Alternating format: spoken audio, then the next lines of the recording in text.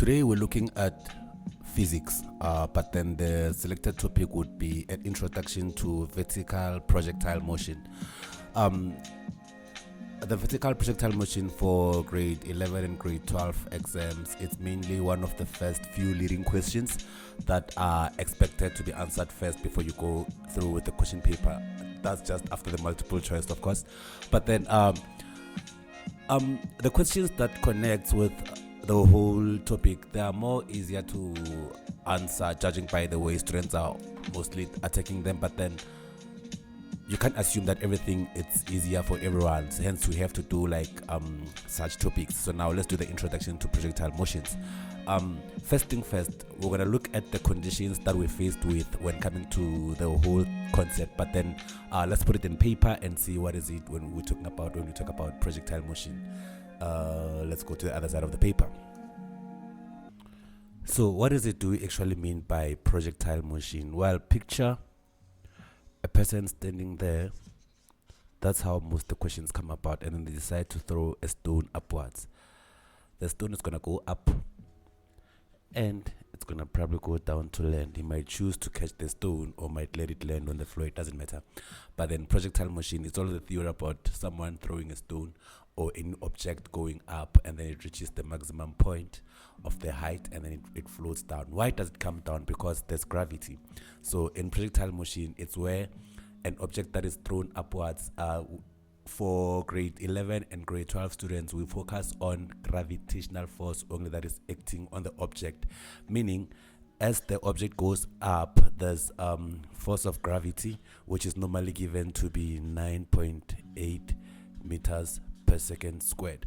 But the reason why it's meters per second squared, judging from the SI unit, you can see that it has something to do with acceleration.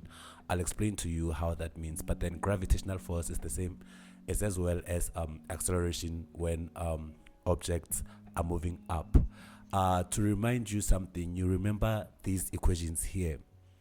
These equations here, we are given that the A represent the acceleration, and we know that whenever we apply these equations, acceleration has been always constant. If you want to familiarize yourself, this was the motion that was happening on a straight line, or rather these are given when we're calculating motions on a straight line, but this time around we're talking about a projectile. So now when it's going up vertically, there's always gravity obviously acting downwards. Like just as you jump, you're always gonna fall down. Whatever you throw, whatever goes up must come down. That's what they say. But then it's because of gravitational force. The gravitational force, which is represented by G. So basically, projectile motion is just a case where you throw something up and then there's only one force acting on it. It's the gravitational force, which is pulling it downwards. Mind you, there could be other forces like air resistance and so forth and so forth. For grade 11, grade 12, or anything below that, we don't worry about those forces. We're going to worry about those forces when we get to varsity level. But then also we're going to have a video which explains what happens to the case where you have air resistance and so forth and so forth. But this is what I want us to know. But then now going back to those babies of our equations, from here, if you have these equations, you can see that now you can just substitute the A by gravitational force in each one of them. So now they're gonna look a little bit of something like this. Let me rewrite them here just to see like how can we rewrite these equations, because in this case it's like in projectile motions it's like we solve. So these are the equations we had in linear motion. Just a reminder, if you haven't checked the video for linear motion, you can go back. You can just pause from here and go check the video. So in linear motion, we have V final, meaning the final velocity is equals to V initial, meaning the initial velocity, plus acceleration multiplied by change in t and so forth. What I'm trying to say here is just I want you to relate to this. So with projectile motion, where there's acceleration, you just substitute the acceleration by gravitational force because it's always given.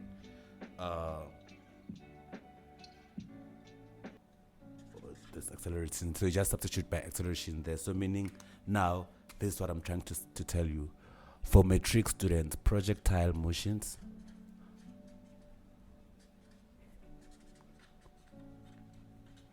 or vertical, now your equations, they're gonna change into something like this.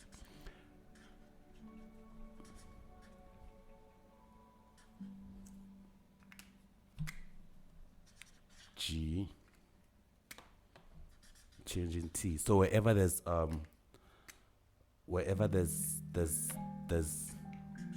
acceleration, you just put G there, because you'll always know the gravitational force, and it's always going to be 9.8.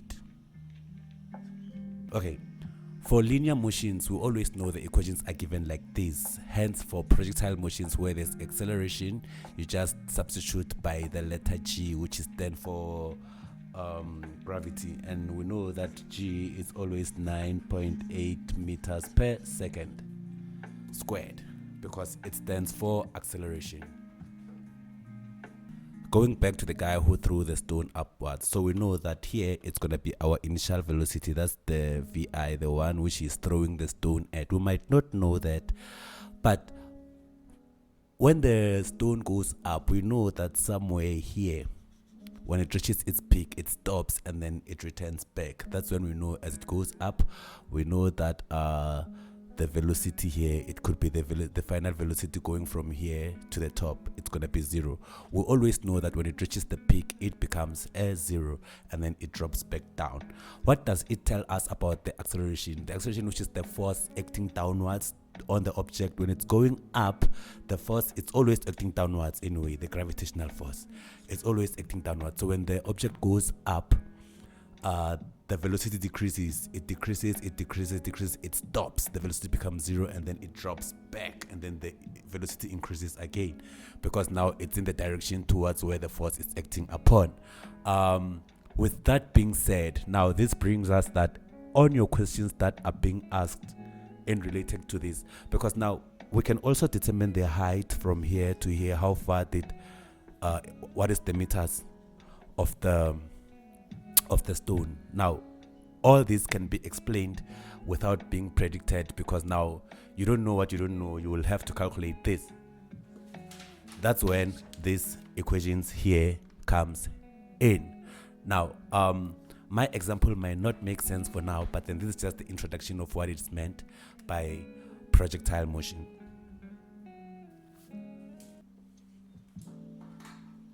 So personally, I feel like I haven't said much when coming to the whole theory and the whole practical of what is going on when we talk about the actual calculations of the projectile motion. I want us to do the examples, but then I'm gonna have to cut this video here.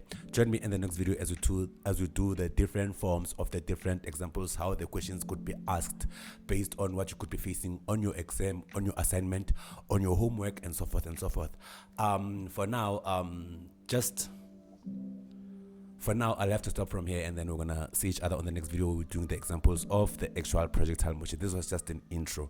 I'm Mr. Maimane. This is Simplified RSA, the guys who makes it look easy. Please subscribe and like our videos to motivate us to make more videos, because yeah man, it's